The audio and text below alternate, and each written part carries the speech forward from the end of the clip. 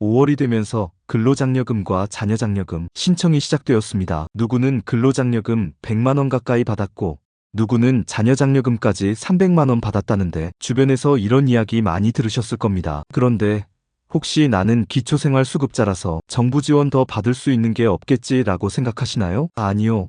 그건 정말 몰라서 손해보는 겁니다. 기초생활수급자라고 해서 무조건 혜택에서 제외되는 건 아닙니다. 이번 영상에서는 조건부 수급자는 물론 근로능력이 없다고 판단된 수급자, 즉 근로무능력자도 받을 수 있는 근로장려금과 자녀장려금에 대해 모두 알려드리겠습니다. 그리고 영상 마지막에는 나는 실제로 얼마나 받을 수 있을까? 딱 1분 만에 계산해 볼 수 있는 정부 공식 계산기 사용법까지 알려드릴 예정이니 꼭 끝까지 시청해주세요. 영상 시작 전에 구독과 좋아요, 알림 설정까지 해주시면 이런 꿀같은 정보 놓치지 않고 챙겨가실 수 있습니다. 그럼 바로 시작하겠습니다. 먼저 이런 오해부터 정리해드릴게요. 많은 분들이 이렇게 생각하십니다. 근로장려금? 그건 일하는 사람만 받는 거잖아. 나는 일도 못하고 몸도 아프고 수급자니까 해당 사항 없어. 하지만 진짜 중요한 건 이겁니다. 작년에 아주 조금이라도 일한 적이 있다면 혹은 소득이 아주 조금이라도 있었다면 수급자라 해도 심지어 근로무능력 판정을 받은 수급자여도 근로장려금,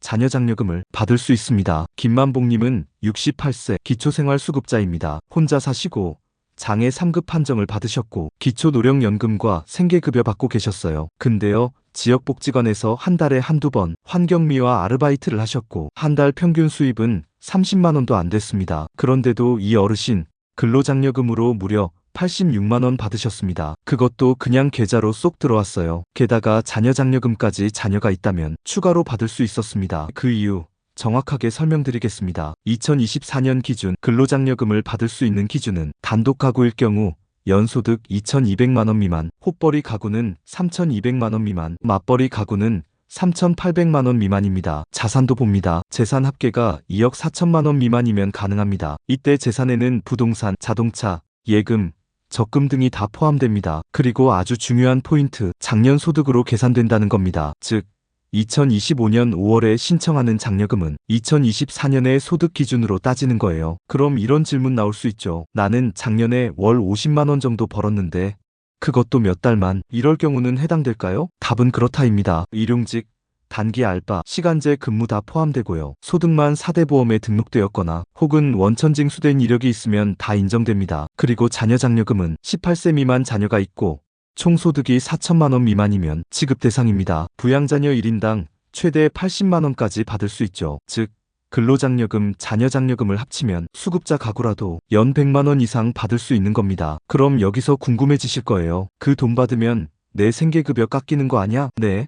이게 아주 민감한 문제죠. 사실 맞습니다. 근로장려금은 소득으로 간주되기 때문에 다음해 생계급여 산정 시 불이익이 있을 수 있습니다. 그렇다고 그냥 포기하라고요? 절대 아닙니다. 계산해봐야 합니다. 받는 장려금이 더 크냐, 줄어드는 급여가 더 크냐를 직접 따져보셔야 합니다. 그래서 제가 영상 끝에 알려드릴 국세청 장려금 계산기를 꼭 이용해 보셔야 해요. 1분이면 내가 받을 수 있는 장려금 액수 바로 나옵니다. 이 계산기 사실 국세청에서 만들어 놓은 건데 아무도 적극적으로 알려주지 않아서 모르는 분들이 훨씬 많아요. 손택스 앱이든 홈택스 홈페이지든 근로장려금 미리 보기 기능만 누르면 내 연소득, 가족수, 자녀 유무, 재산만 입력하면 지급 가능 여부와 예상 금액이 딱 나옵니다. 그럼 이제 진짜 중요한 이야기, 이거 하나만 확실히 해두시면 됩니다. 정부 지원금은 모르면 못 받는 게 아니라 신청 안 하면 못 받는 것입니다. 자격은 돼도 신청 안 하면 정부는 절대 알아서 주지 않습니다. 신청자만 받습니다. 그것도 정해진 기간 안에만요. 그러니 지금부터는 도대체 어디서,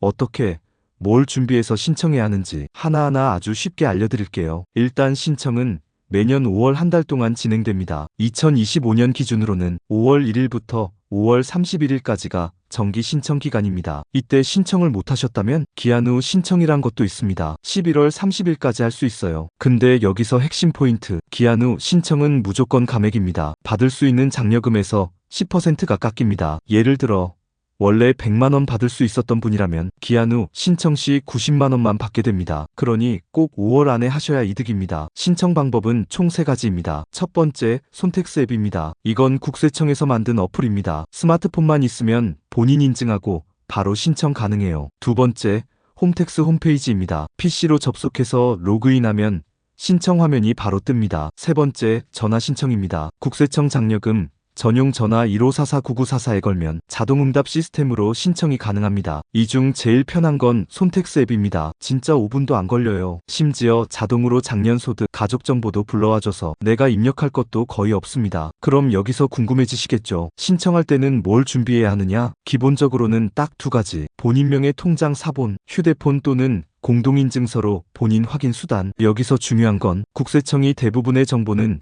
이미 가지고 있다는 겁니다. 소득자료, 가족정보, 재산정보까지요. 그래서 별도로 서류를 떼거나 주민센터를 오가실 필요도 없습니다. 단, 예외적인 경우엔 서류를 추가로 요청받을 수 있습니다. 배우자가 해외에 있는 경우, 자녀와 주민등록이 따로 되어 있는 경우, 근로소득이 아닌 기타 소득이 있는 경우 등입니다. 이럴 땐 추가 서류 제출을 안내받게 되고 홈택스나 손택스를 통해 업로드하면 됩니다. 정기 신청의 경우 9월 말경에 지급됩니다. 신청은 5월인데 왜 이렇게 늦냐고요? 국세청에서 자료 확인하고 중복 지급이나 허위 소득 여부를 검증하는 시간이 걸리기 때문입니다. 하지만 기한 후 신청 후 4개월 이내 지급됩니다. 즉 6월에 신청했다면 10월 안엔 받을 수 있다는 말이죠. 이쯤에서 진짜 꿀팁 하나 드립니다. 장려금 지급 전인 8월쯤 국세청에서 심사 완료 알림 문자를 보냅니다. 그 메시지를 받았다면 이제 곧 입금된다는 뜻입니다. 그 이후엔 보통 일주일 내에 계좌로 돈이 들어옵니다. 그리고 혹시라도 나는 대상이 아닌 것 같은데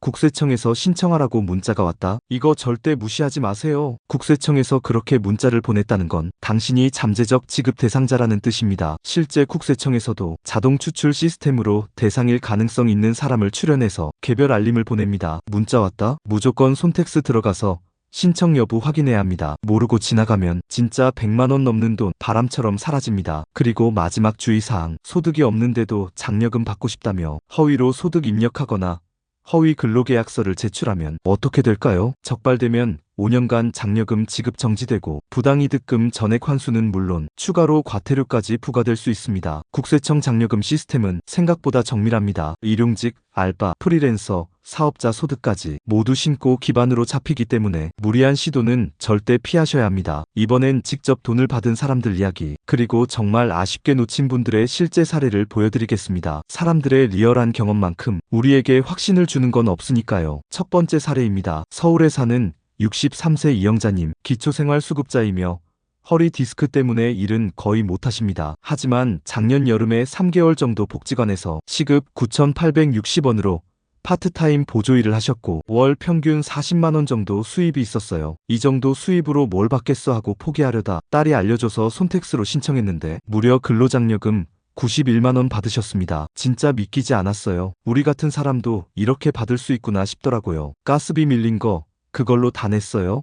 라고 말씀하셨습니다. 두 번째 사례는 42세 박명자님, 장애인 남편, 14세 아들과 함께 살며 생계급여를 받고 계셨습니다. 작년엔 집 근처 카페에서 주 3회 오전 시간에 아르바이트 하셨고 연소득은 약 1,100만 원 수준, 자녀장려금 대상이 된다는 것도 몰랐고 근로장려금도 기초수급자라서 당연히 안 된다고 생각하셨대요. 근데 국세청에서 문자가 왔고 혹시나 해서 신청해보니 근로장려금 73만원, 자녀장려금 70만원, 총 143만원 받으셨습니다. 그 돈으로 아이 학원비 걱정 없었다고 합니다. 하지만 아쉽게도 신청 기한을 놓쳐서 감액된 경우도 있습니다. 광주에 사는 71세 김복수님은 동네 복지센터에서 누가 장려금 받았다고 하길래 8월에 알아보셨는데 이미 정기 신청 기간이 지난 상태였어요. 기한 후 신청은 가능했지만 근로장려금 10% 감액돼서 예상 95만원 중 85만 5천원만 지급됐습니다. 그래도 고맙긴 한데 미리 알았으면 좋았을걸. 이 말씀이 참 아쉽더라고요. 또 어떤 분은 문자만 받고 나중에 시간 나면 해야지 하고 넘기셨다가 11월 30일 기한마저 놓쳐서 아예 장려금 못 받은 사례도 있습니다. 이런 분들 꽤 많습니다. 막상 문자 받고도 귀찮아서 미루다 놓치는 경우 그게 한 해 수십만 명입니다. 자,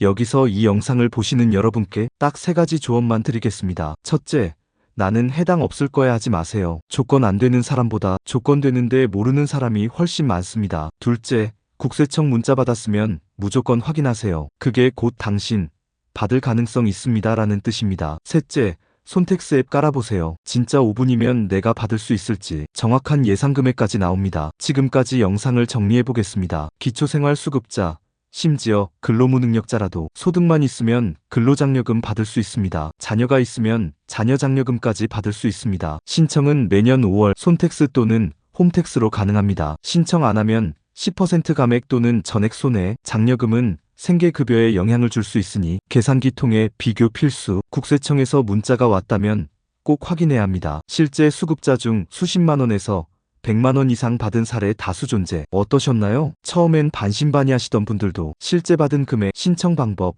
후기를 듣고 나면 나도 해봐야겠다 하고 마음이 바뀌셨을 겁니다. 정부에서 주는 건 준다고 준 게 아니라 신청한 사람에게만 줍니다. 수급자라고 해서 무조건 안 되는 거 아닙니다. 오히려 이런 분들께 꼭 필요한 제도입니다. 내가 받을 수 있는 돈 모르고 지나가면 진짜 손해입니다. 오늘 영상이 도움이 되셨다면 구독과 좋아요, 알림 설정으로 더 많은 정보 놓치지 마시고 댓글로도 궁금한 점 남겨주세요. 내일정보TV는 여러분의 생활이 바뀌는 정보만 딱 알려드립니다. 다음 영상에서 또 뵙겠습니다. 감사합니다.